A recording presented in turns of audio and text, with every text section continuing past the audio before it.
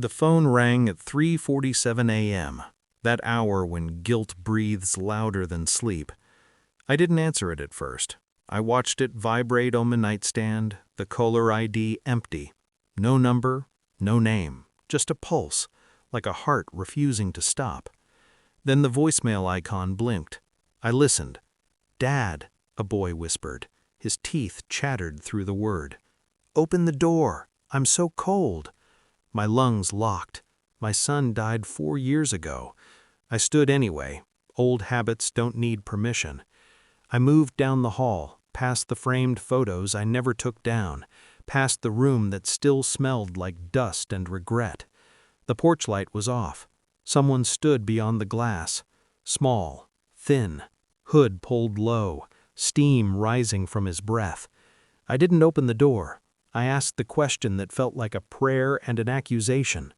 "Who are you?" He looked up. My son's eyes, younger, sharper, afraid. "I'm your grandson," he said, "and they're hunting me." Behind him, a car idled at the curb, headlights dimmed, waiting. The house felt suddenly complicit. I unlocked the door. The boy's name was Jonah. He shook as I wrapped him in a blanket that still carried my son's scent. He kept checking the windows, counting reflections, listening for engines that weren't there. He told me a woman had raised him in silence, that she'd died last winter, that the man who came after, wasn't his father. I didn't ask the obvious question. I already knew where it led. I made tea. My hands didn't shake. Inside, everything did. Jonah slept on the couch, curled inward, like he'd learned early how to disappear.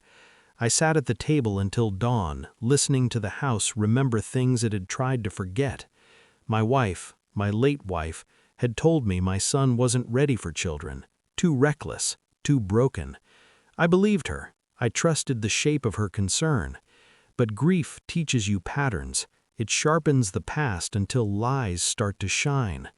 I remembered the unexplained trips, the hushed calls, the way she avoided my son's name in her final year like it burned her mouth. False paternity doesn't begin with a child. It begins with a choice, and someone had chosen for all of us. I moved carefully. Doctors teach you this. When something is infected, you don't cut immediately. You observe. You confirm. I took Jonah to a clinic across town. Cash, no names, a cheek swab, a sealed envelope. While we waited, I dug. Phone records from years ago, a second line in my wife's name, emails archived and mislabeled, a storage unit lease paid in cash. Inside the unit, baby clothes, neutral colors, letters never sent. One was addressed to my son, unopened, apologies folded into silence. I watched Jonah learn the house, which steps creaked, where the light switches were. He didn't ask for toys, he asked for rules.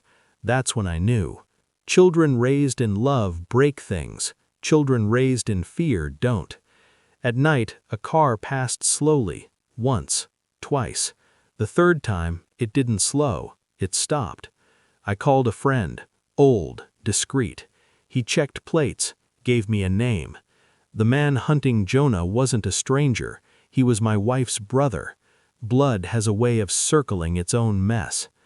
The DNA results arrived on a Tuesday. I didn't open them right away. I already knew what they would say. Truth announces itself long before paper does. I visited my sister-in-law at her apartment. She'd aged poorly. Lies do that. They pull gravity closer. I placed the envelope on the table, unopened. "Do you know why I'm here?" I asked. She didn't answer. She didn't need to. I slid a photograph beside it. My son, younger, smiling at someone outside the frame. Her hands went to her mouth. "He was mine," she whispered. "He didn't want the child. He said it would ruin everything." The room stayed quiet. Let her words rot in it. "He didn't know," I said. "You never told him." She collapsed inward, broke exactly where guilt lives. I left without opening the envelope. I didn't need proof anymore. I had confession. My brother-in-law came that night. He didn't knock. He tried the handle. I was waiting. I handed him the envelope through the crack in the door, let him read it under the porch light, let the science dismantle his certainty. "You won't touch him," I said.